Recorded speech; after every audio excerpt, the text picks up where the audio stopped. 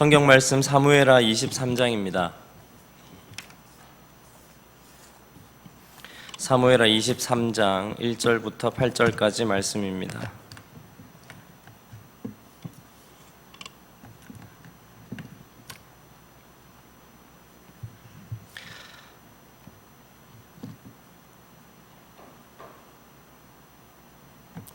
(1절부터) (7절까지는) 제가 읽고 여러분이 (8절을) 읽어주시기 바랍니다.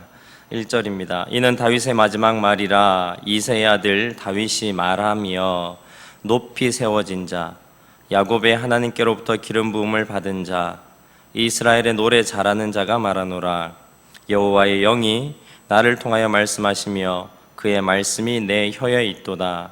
이스라엘의 하나님이 말씀하시며 이스라엘의 반석이 내게 이르시기를, 사람을 공의로 다스리는 자, 하나님을 경외함으로 다스리는 자여, 그는 돋는 해의 아침빛 같고 구름 없는 아침 같고 비 내린 후에 광선으로 땅에서 우음이 돋는 새 풀 같으니라 하시도다. 내 집이 하나님 앞에 이같지 아니하냐. 하나님이 나와 더불어 영원한 언약을 세우사 만사에 구비하고 견고하게 하셨으니 나의 모든 구원과 나의 모든 소원을 어찌 이루지 아니하시랴. 그러나 사악한 자는 다 내버려질 가시나무 같으니 이는 손으로 잡을 수 없음이로다. 그것들을 만지는 자는 철과 창자루를 가져야 하리니 그것들이 당장에 불살리리로다 하니라.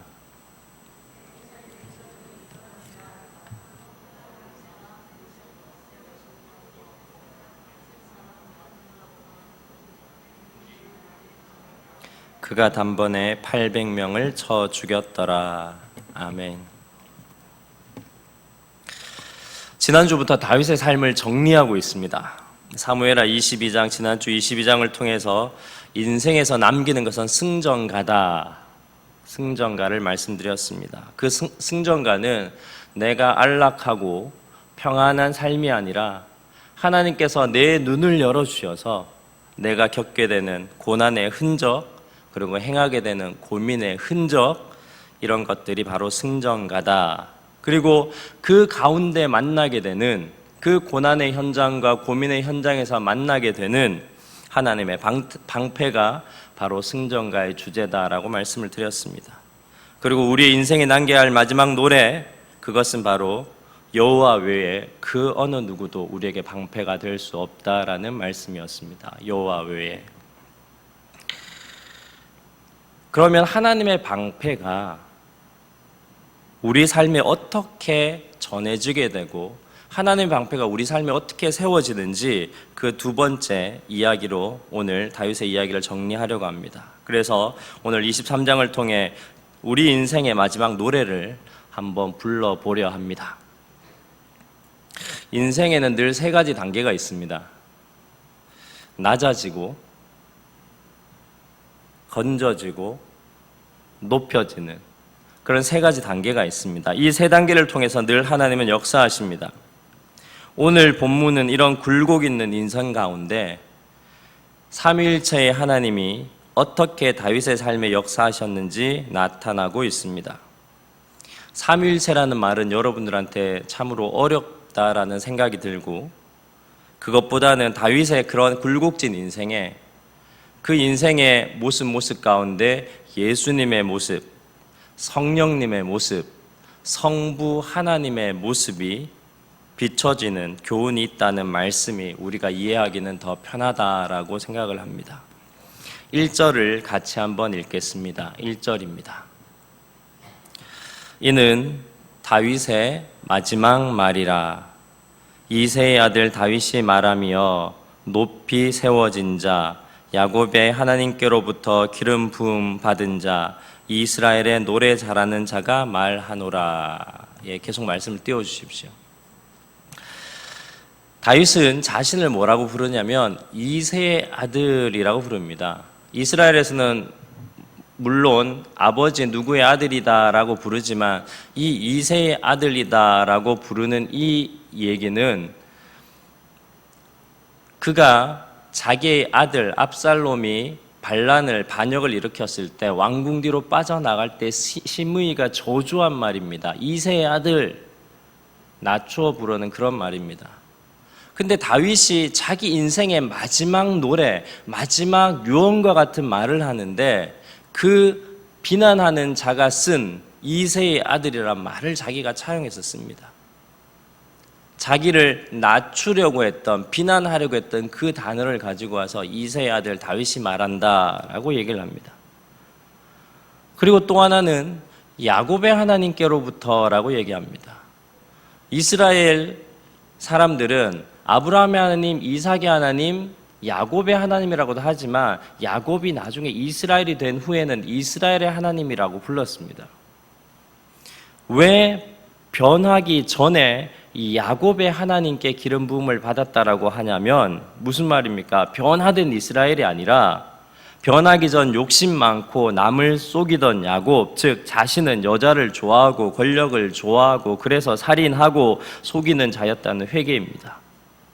부끄럽지만 이것이 자신이 남기는 마지막 인생의 노래의 시작입니다. 이새의 아들 야곱의 하나님이 기름 부은 자라는 것이 자기에 대한 마지막 노래의 시작입니다. 그러고 나서 이 노래는 아름답다라고까지 다윗이 얘기를 합니다. 우리 성경 본문에는 이스라엘의 노래 잘하는 자라고 1절에 이렇게 표현되어 있지만 사실 이 노래 잘하는 할 때 잘이라는 단어가 히브리어로는 아름답다라는 겁니다.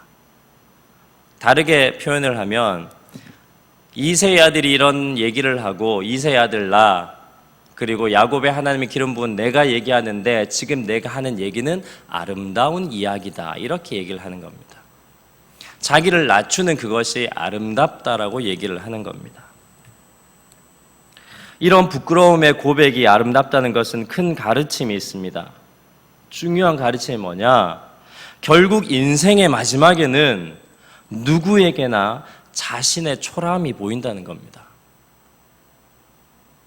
인생의 말미, 즉 죽음 앞에서는 가장 잘 나갈 때의 권력과 부가 아니라 자신의 연약함과 부족함이 보이는 것입니다.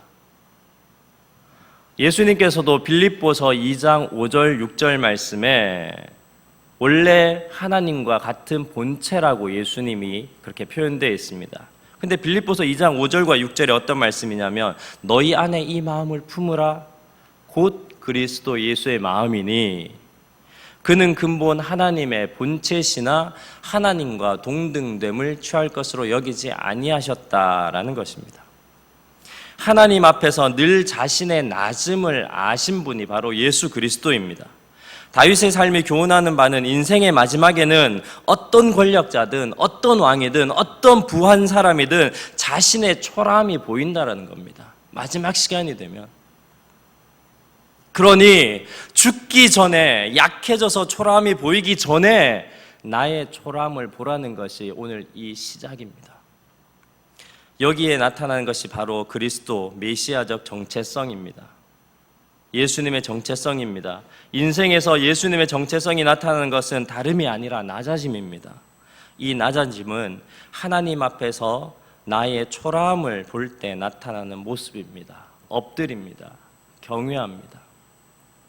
다윗의 인생을 볼 때 다윗이 마지막 노래를 부르는데 그의 인생을 바라봤을 때 성자 예수님과 관계된 낮아짐의 기억들이 그의 앞에 제일 먼저 고백되어지는 겁니다. 그의 인생의 두 번째 고백되어지는 것은 성령의 모습입니다. 우리 2절을 한번 같이 읽어보겠습니다. 여호와의 영이 나를 통하여 말씀하시며 그의 말씀이 내 혀에 있도다. 2절을 보면 여호와의 영이 말씀하시게 하는 것이 다윗의 삶이었습니다. 물론 다윗은 그렇게 매 순간 살지 못했습니다. 성령께서 말씀하시는 대로 성령의 말씀하신 대로 계속해서 살아가지 못했습니다. 그렇지만 그는 마지막 순간에라도 하나님의 영이 말씀하시게 하고 싶었습니다. 인생은 꼭 늦어서 더 이상 내가 살 시간이 없을 때 너무 늦게 처리됩니다. 그래서 그제서야 힘을 빼고 내 힘을 내려놓고 성령님을 초청합니다. 인생은 늘 나의 혀에 성령의 도우심으로 하나님의 말씀이 있어야 합니다.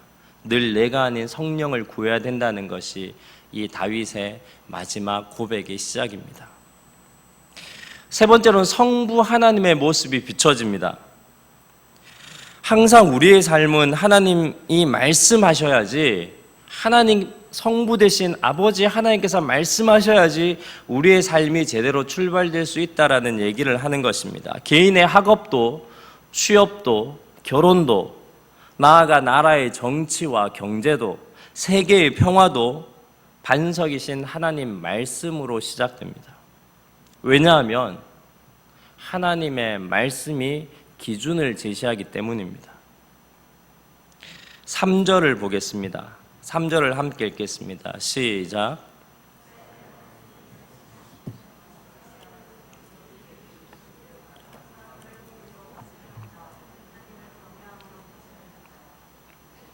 네. 오늘 다윗이 자신을 그렇게 낮추는 예수 그리스도의 모습으로 고백하고, 그렇게 못 살았지만 정말 내 혀에 성령의 말씀이 가득해야 된다고 성령을 구하며 시작하는 그 첫 번째가 뭐냐면, 하나님의 말씀이 출발되어야 되고 반석이신 말씀이 출발되어야지 삶의 기준이 주어진다는 겁니다. 근데 그 기준이 무엇입니까? 바로 사람을 공의로 다스리고 하나님을 경외함으로 다스려야 된다라는 하나님의 기준이 다윗에게 주어진다는 겁니다. 그렇게 될 때 이 인생에 자기가 생각했을 때 수많은 굴곡의 삶이 있었지만 다윗은 이 성자적인 낮아짐과 그리고 성령의 말씀을 통해서 내가 건전해지고 구원되어지고 그리고 하나님 말씀의 기준에 따라 높여지는 살아가는 그 삶을 살아갈 때 하나님께서 어떻게 역사하시느냐, 바로 4절과 같이 역사하신다는 것입니다. 4절을 읽겠습니다. 그는 돋는 해의 아침빛 같고 구름 없는 아침 같고 비 내린 후에 광선으로 땅에서 움이 돋는 새풀 같으니라 하시도다. 그렇게 하나님을 경외하고 말씀대로 살아갈 때 어떻게 되느냐, 움이 돋는 새풀 같은 인생을 허락해 주신다라는 겁니다. 그리고 6절에는 그렇게 되지 않을 때 어떻게 되느냐, 그러나 사악한 자는 다 내버려질 가시나무 같으니 이는 손으로 잡을 수 없다라고 6절에 얘기합니다. 결국 우리의 모든 인생에는 낮아짐이 있고 꺼짐이 있고 좌절이 있고 실패가 있습니다. 그때 나의 초라함을 보게 되고 나의 연약함을 보게 되며 성령의 말을 구할 때, 그 성령의 말씀이 내 혀에 있을 때 구원, 건져냄을 받습니다. 그리고 그 하나님 말씀하실 때 그 말씀으로 내가 기준을 삼고 살아가기 시작할 때 하나님께서 높이기 시작합니다. 이게 우리 인생의 굴곡의 기준입니다. 그런데 그런 하나님께서 우리가 그 말씀에 따라 살아갈 때 어떻게 만드느냐, 바로 하나님께서 주시는 축복은 움이 돋는 새풀이 되게 하는 것입니다. 움이 돋는 새풀. 저는 시골 촌놈입니다. 시골에서 움이 돋는 새풀을 보면 진짜 놀랍습니다. 움이 돋는 새풀의 특성은 굉장한 힘이 있습니다. 생명력이 있습니다. 제가 시골에서 있을 때 저녁 시간에 늘 시골 도로, 그 아스콘이 깔린 그 길을 달렸습니다. 달리기를 좋아해서 늘 달렸는데, 그런데 여름 내내 멀쩡하던 도로가 하루는 쩍 갈라져 있습니다. 그러니까 신기했습니다. 아스팔트라고 하죠. 아스콘이 깔린 그 위가 갈라져 있습니다. 그래서 신기해서 자세히 보니 못 보던 풀들이 밑에서 자랐는데 아스팔트가 깨어졌습니다. 이해가 되십니까? 풀로 아스콘이 깨어지는 것.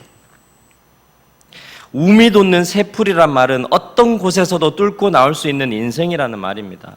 그렇게 뚫고 나올 수 있도록 나와 나의 주변을 하나님께서 도와주신다. 그게 오늘 하나님의 사람으로 들려 높여지는 자의 축복이라고 다윗은 자기의 인생을 회고하고 있습니다.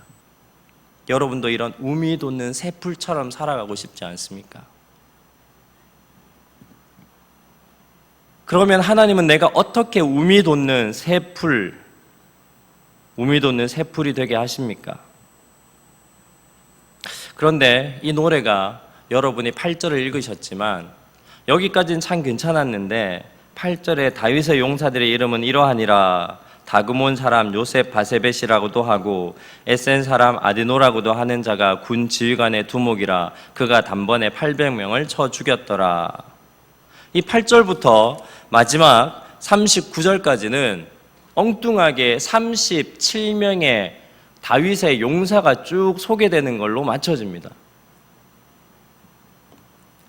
별다른 감흥도 없고 시시한 결론입니다. 뭔가 처음에는 성자적 나 자신과 성령의 이끄심과 하나님의 그 말씀의 기준으로 살아갈 때 우미 돋는 새풀처럼 해주시겠다는 말씀을 인생에 해오려고 했는데 그 다음부터 8절부터 39절까지는 37명의 장군 얘기들을 막 적고 있습니다.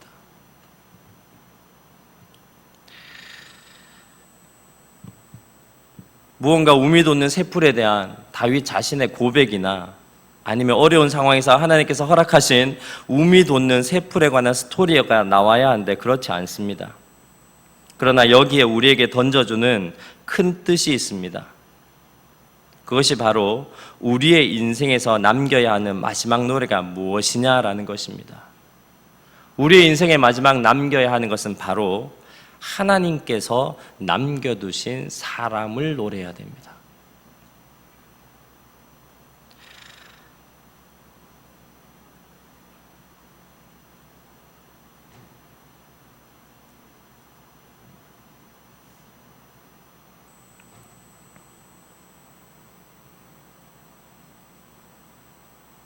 제가 줄을 까먹었습니다. 우리 인생에 남겨야 하는 마지막 노래가 무엇이냐? 바로 하나님께서 남겨두신 사람이라는 것입니다. 하나님께서 나를 우미 돋는 새풀과 같이 생명력 있는 사람으로 만들게 하기 위해서 하나님이 주시는 그 선물인 사람들, 이런 사람들은 내가 시드는 풀이 되어서 힘이 들어서 고난에 빠져서 내가 약해져 갈 때 내려주시는 하나님의 은혜요, 하나님의 간섭입니다. 그러면 이런 생명력 있는 사람들이 하나님의 방패가 될 수 있는 사람들이 언제 나에게 주어집니까? 오늘 다윗이 이야기하는 37명의 충성스러운 장수들은 결국 다윗, 그는 부족하지만 자신의 부족함을 깨닫고 자기가 연약한 가문 이새의 아들로 죄의 습관이 몸에 밴 야곱의 기름 부은 자로 자신을 고백할 때 바로 그때 하나님의 영 성령이 그에게 말씀을 주시고 또 그 말씀을 간직하여 말씀에 순종하여 하나님을 경외하며 공의로 사람을 다스릴 때 하나님께서 축복으로 허락하신 사람들이 바로 37명의 장수였기 때문에 이 37명의 이야기를 써내려가는 것입니다. 다윗의 굴곡진 삶에 다윗의 연약함을 돌보아서 하나님의 방패 역할을 했던 37명의 장수의 이야기, 그렇기 때문에 다윗은 8절부터 39절까지 이렇게 긴 것을 사람 이름으로 할애했던 것입니다. 다윗은 인생의 마지막에 이렇게 고백하는 것입니다. 하나님, 37명의 충성스러운 이 장수들은 제가 기르고 가르친 사람이 아니었습니다. 이게 다윗의 고백입니다. 그렇습니다. 나는 죄 많고 늘 부족하지만 하나님 앞에 낮추어 겸손하여 성령님의 말씀을 내 혀에 두고 그 말씀을 마음에 품고 살아갈 때 바로 그때 주신 하나님의 선물이 바로 이 37명의 장수들이었다는 고백입니다. 결국 8절 이후의 사람들의 이름은 내가 이렇게 훌륭한 장수를 많이 거느리고 있었다라는 자신의 권력의 자랑이 아니라 내가 시들어갈 때, 내가 하나님의 말씀을 읽고 헤매고 방황하고 내 인생이 수렁에 빠져 있을 때 이렇게 많은 하나님의 간섭, 하나님의 높여주심, 하나님의 방패가 나에게 있었다라고 하나님을 높이는 다윗의 신앙 고백입니다. 여기 나오는 장군들 한 사람 한 사람 얘기하면 오늘 밤을 다 하도록 해도 그 무용담 끝이 나지 않습니다. 그 중에 하나만 말씀드리겠습니다. 13절부터 17절까지 나오는 37명 장수 중에 4, 5, 6번 장수입니다. 1, 2, 3번이 제일 잘하는 장수였다면 4, 5, 6번은 그 다음 장수입니다. 이름도 없습니다. 세용서라고 나와 있습니다. 사무엘 하를 읽고 있지만 사무엘상 22장에 사울에게 쫓겨서 아둘람 굴로 피신가 있을 때입니다. 그때 다윗이 이렇게 얘기를 합니다. 오늘 13절이 이렇게 나와 있습니다. 또 32목 중 세 사람이 곡식 벨 때에 아둘람 굴에 내려가 다윗에게 나아갔는데 때에 블레셋의 한 무리가 르바임 골짜기에 진쳤더라. 무슨 말입니까?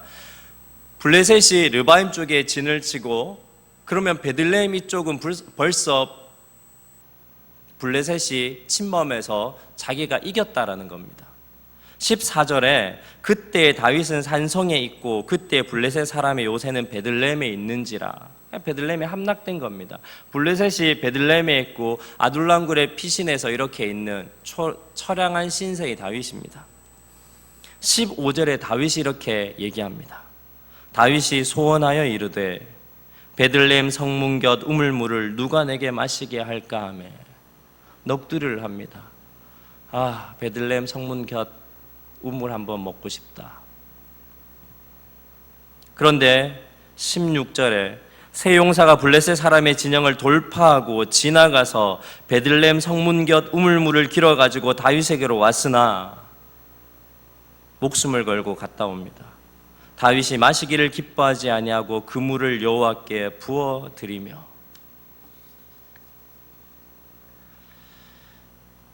그래서 17절에 이르되 여호와여 내가 나를 위하여 결단코 이런 일을 하지 아니하리이다. 무슨 말입니까? 앞으로 제가 다시 이런 얘기 안 하겠습니다.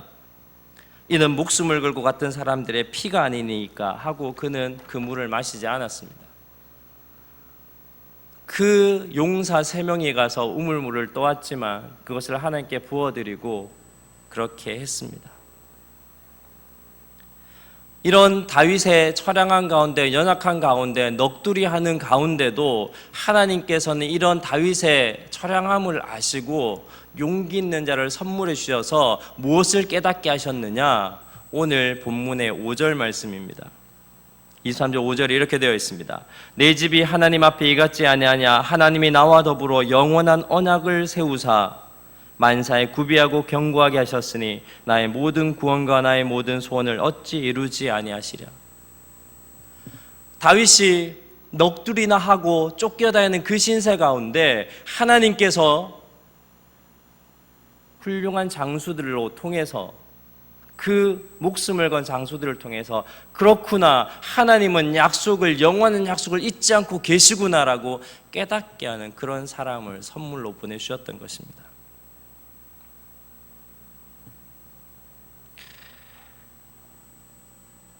이것이 하나님의 방패요, 하나님의 높여주심, 하나님이 우리 가운데 우리를 우미 돋는 새 풀로 만들어가는 방식입니다.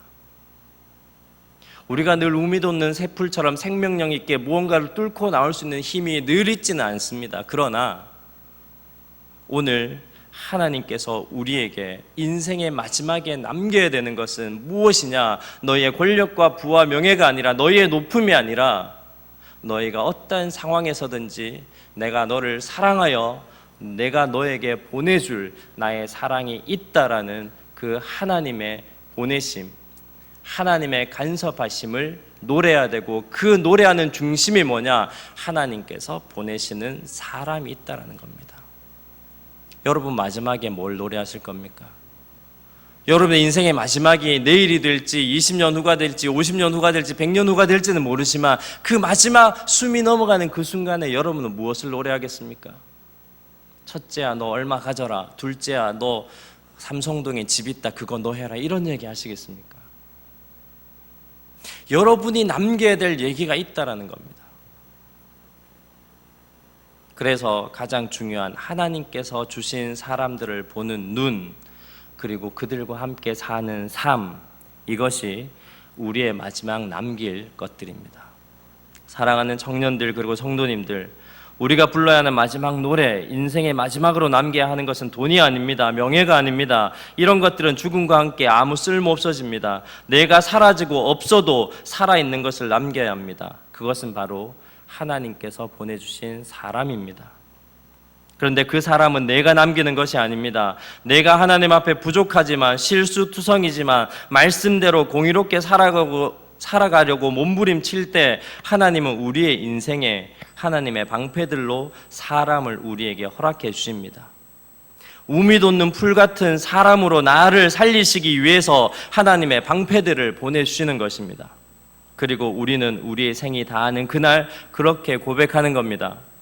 하나님, 부족하지만 제가 이렇게 살 수 있도록 훌륭한 하나님의 용사, 하나님의 방패들로 하나님의 축복을 허락해 주시니 감사합니다.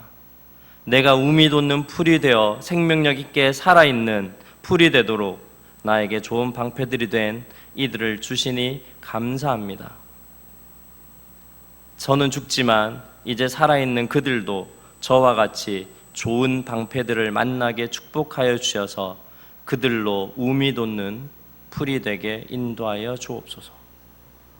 이게 우리가 마지막에 해야 될 유언이요 기도입니다. 그런데 여러분, 오늘 이 다윗이 한 이와 같은 기도가 누구의 기도입니까? 기억나는 사람이 없습니까? 바로 예수 그리스도의 마지막 기도입니다. 요한복음 17장 2절입니다. 이 기도문은 예수님의 마지막 기도문입니다. 제자들 죽기 전에 제자들의 발을 씻기시면서 대제사장적으로 자기의 죽음을 알리시면서 자신을 위해서, 제자들을 위해서, 그리고 앞으로 제자들을 통해서 믿게 될 수많은 우리들을 포함한 이 후 세대를 위해서 기도한 것이 요한복음 17장의 기도입니다. 죽기 전 마지막으로 올렸던 기도입니다. 자신의 인생을 돌아보면서 예수님이 무슨 이야기로 기도하셨습니까? 요한복음 17장 2절입니다. 아버지께서 아들에게 주신 모든 사람에게 영생을 주게 하시려고 만민을 다스리는 권세를 아들에게 주셨음이니이다. 아버지께서 아들에게 주신 모든 사람에게,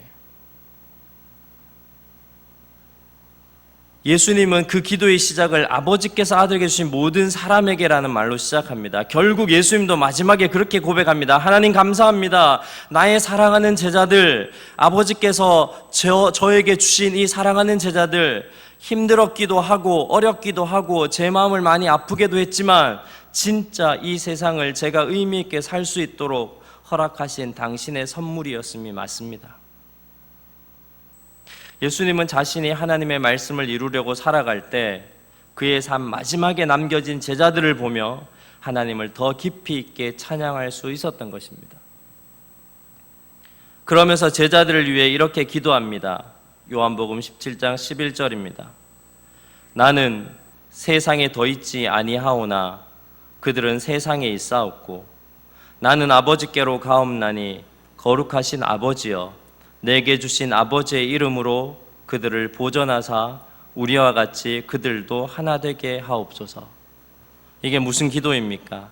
아버지, 제가 당신의 말씀을 이루기 위해 평생을 살고자 몸부림칠 때 이런 좋은 선물 제자들을 주셨듯이 이 제자들도 나처럼 살도록 나와 하나님 당신이 하나이듯이 이들도 하나님이 나와 하나이듯 이 제자들도 우리의 관계처럼 하나가 되게 하여 주시옵소서. 그리고 나아가 이 제자들을 통해서 자신이 죽은 뒤에도, 예수님 자신이 죽은 뒤에도 제자들 역시 예수님에게 주어진 하나님의 선물이라고 고백되어질 앞으로 믿게 될 수많은 사람들을 바라보며 그렇게 축복하며 살아갈 수 있는 삶을 살 수 있게 되길 기도했던 것입니다. 그래서 요한복음 17장 20절과 21절을 우리 함께 읽어보도록 하겠습니다. 앞으로 믿게 될 우리를 향한 기도입니다. 20절입니다. 시작.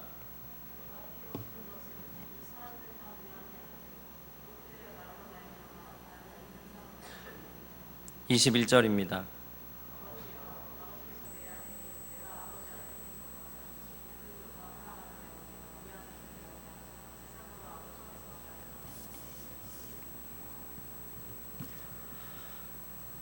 그러면서 마지막으로 이 전체 이야기를 15절 말씀에 이렇게 얘기합니다. 내가 비옵는 것은 그들을 세상에서 데려가시기 위함이 아니요 다만 악에서 빠지지 않게 보전하시기를 위함이니이다.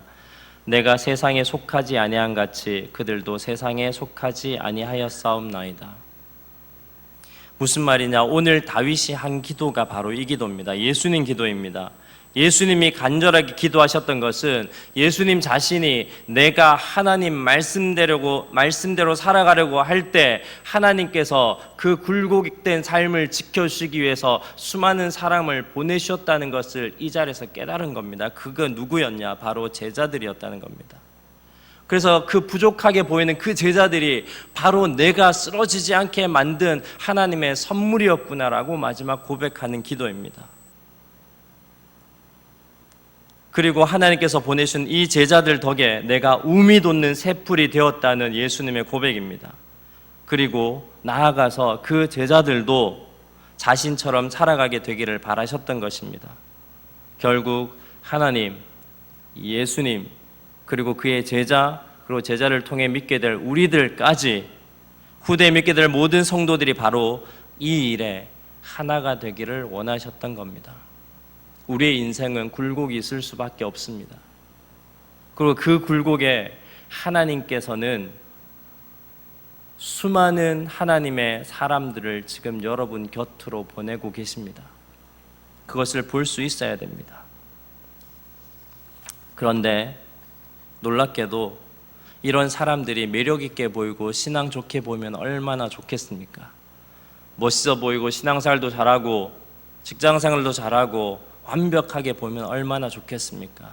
그런데 오늘 나온 이 37명의 용사의 출발이 어떤지 아십니까? 사무엘상 22장 1절과 2절입니다. 우리 함께 읽도록 하겠습니다. 사무엘상 22장 1절과 2절입니다. 시작. 그러므로 다윗이 그곳을 떠나 아둘람 굴로 도망하매 그의 형제와 아버지의 온 집이 듣고 그리로 내려가서 그에게 이르렀고, 2절입니다. 환난 당한 모든 자와 빚진 모든 자와 마음이 원통한 자가 다 그에게로 모였고 그는 그들의 우두머리가 되었는데 그와 함께한 자가 400명 가량이었더라. 우리 옆에 분들 한번 쳐다봐 주십시오. 이렇게 사랑의 눈으로. 환난 당한 모든 자, 환난 당한 자, 빚진 자, 마음이 원통한 자, 이렇게 보이지 않습니까? 다시 한번 쳐다보십시오. 환난 당한 자, 빚진 자, 마음이 원통한 자. 다윗이 사울을 피해서 모였을 때 400명의, 지금 이 37명의 대부분의 장수들이 여기에 속해 있었던 사람입니다. 사울에게 억울하게 쫓기거나 힘들거나 원통하거나, 그래서 분노에 못 이긴 사람들, 환난당한 사람들, 빚진 자들, 마음이 원통한 자들이었습니다.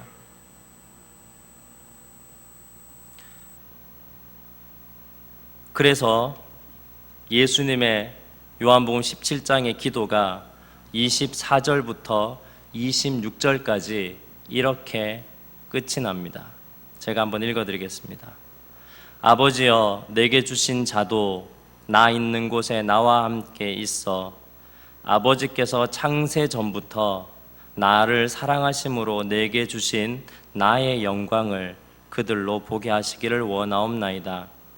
의로우신 아버지여, 세상이 아버지를 알지 못하여도 나는 아버지를 알았사옵고 그들도 아버지께서 나를 보내신 줄 알았사옵나이다. 내가 아버지의 이름을 그들에게 알게 하였고 또 알게 하리니 이는 나를 사랑하신 사랑이 그들 안에 있고 나도 그들 안에 있게 하려 함이니이다. 24절에 하나님 아버지께서 창세전부터 나를 사랑하심으로 내게 주신 나의 영광을, 그 십자가의 영광을 그들로 보게 하시기를 원하옵고, 그리고 26절에 내가 아버지의 이름을 그들에게 알게 하였고 또 알게 하리니 이는 나를 사랑하신 사랑이 그들 안에 있고 나도 그들 안에 있게 하려 함이니라 라고 끝을 냅니다. 예수님도 인격이셨습니다. 그가 처음에 제자들을 따르라 만나라고 했을 때는 답답하셨을 겁니다. 예수님이 죽는다는 얘기를 한동안 하지 않으셨습니다. 마태복음 16장까지 베드로가 고백하기까지 그렇게 공생의 2년 동안 한 번도 내가 죽게 된다는 얘기를 안 하실 정도로 그의 마음을 토하기 힘든 사람들이 제자들이었습니다. 하나님께서 받은 자기의 영광, 하나님께서 내가 어떠한 인생의 굴곡이 있더라도 예수님은 그 생각밖에 없었습니다. 내가 어떤 인생의 굴곡이 있더라도 하나님께서 창세전부터 세상이 생기기 전부터 나를 위해 예비하신 영광, 내가 모든 사람을 위해서 십자가에 못 박혀 돌아가는 이 일이 하나님이 창세전부터 생각하고 계획하고 계셨던 예수 그리스도의 영광이었습니다. 그런데 이 예수 그리스도는 이 영광을 나눌 수 있는 제자가 없었습니다. 심지어는 베드로가 고백한 이후에도 나는 이제 이 영광을 얻으러 간다라고 했을 때 알아채는 제자가 잘 없었습니다. 그런데 그 인생의 마지막에 십자가를 지기 전에 고백하는 것이 무엇이냐? 지금 내 옆에 있는 사람들, 내가 우미 돋는 새풀, 하나님의 뜻, 그 십자가를 지는 생명력 있는 우미 돋는 새풀이 되기 위하여 허락하시는 하나님의 선물이었다고 이 예수님은 제자들을 향해서 고백하는 겁니다. 오늘 다윗의 고백이 그 고백입니다. 인생의 삶에 있어서 여러분들에게 허락하신 주변의 많은 사람을 보는 눈이 있어야 됩니다. 하나님께서 어떠한 사람으로 여러분을 보내셨는지 여러분이 더 하나님께 나아갈 수 있고 더 하나님의 말씀을 여러분의 혀에 둘 수 있고 더 하나님의 말씀의 기준대로 높여지는 그 삶을 살아가는 데 있어서 필요하시기에 지금 옆에 있는 이 사람들 얼굴 쳐다봤을 때는 원통하게 보이고 빚진 자처럼 보이고 모자른 자처럼 보이지만 이 사람들을 통해서 여러분이 마지막에 그렇게 고백할 겁니다. 여러분이 육신의 삶이 끝나는 그날에 누워서 여러분의 자손들에게 이렇게 고백하고 있을 겁니다. 얘들아, 내 인생에 이런 사람이 있다. 나는 참 미천한 자고 하나님 말씀대로 못 사는 사람이거든. 이새의 아들이고 그리고 이스라엘의 하나님이 아니라 야곱의 하나님이 그렇게 못난 나를 하나님께서 그 거룩한 영원한 하나님의 왕권의 약속을 기억하기 위해서 보내주셨던 이 사람도 있고 이 사람도 있고 이 사람도 있다. 근데 그때 그 사람이 어땠는지 알아? 취업도 못하고 있었고 결혼도 못하고 있었고 장사도 잘 안 됐었고 대학도 재수하고 있었고 그런 사람들이었다. 이게 우리 인생의 마지막 고백입니다. 하나님은 우리가 생각하는 것보다 우리를 더 잘 아시고 우리에게 희망이 있는 조차 희망이 있다라는 말이 아니라 하나님께서 우리와 함께 하신다라는 것이 우리가 가장 가져야 되는 큰 힘입니다. 하나님이 널 기대하셔, 하나님은 널 쓰실 거야가 그 말이 아니라 여러분이 어떻게 되시든 하나님은 여러분과 함께 하신다는 겁니다. 그래서 예수님이 태어날 때 예수님의 이름이 무엇이었냐? 임마누엘이었습니다. 하나님이 우리와 함께 계시다 함이라. 앞으로 여러분이 그리고 저가 얼마나 많은 사람들을 만나게 될지 모릅니다. 얼마나 많은 사람들이 내가 모르는 사이에 내 옆을 지나갈지 모릅니다. 그리고 얼마나 많이 나 스스로도 깨닫지 못하고 그 하나님의 선물들을 내칠지 모릅니다. 그러나 다윗에게 붙어 있었던 초라한 사람들이 결국 하나님의 선물임을 고백하게 되는 것, 지금 옆에 있는 나의 형제와 자매들, 이 사람들을 변화시키시고 나아가 나의 하나님과의 영원한 언약을 깨닫게 하는 우미 돋는 풀이 되도록 하는 하나님의 방패가 되도록 이들 역시 선물로 주신 것입니다. 분명 이 공동체 안에는 이런 우미 돋는 새 풀들과 하나님의 방패의 통로가 되는 사람들로 가득 차게 될 것입니다. 기도하겠습니다.